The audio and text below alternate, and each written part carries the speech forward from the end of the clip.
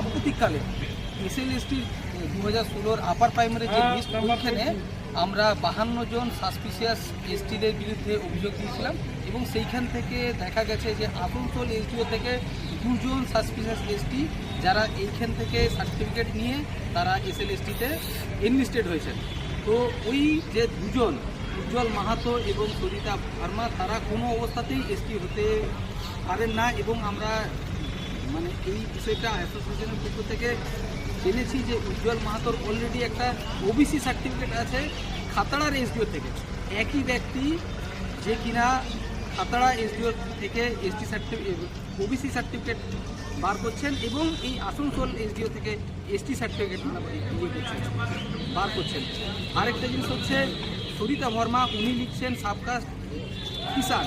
এটার অর্থ পুরোপুরি স্পষ্ট যে যে কেউ যে কোনো ব্যক্তি ইচ্ছা মতো যা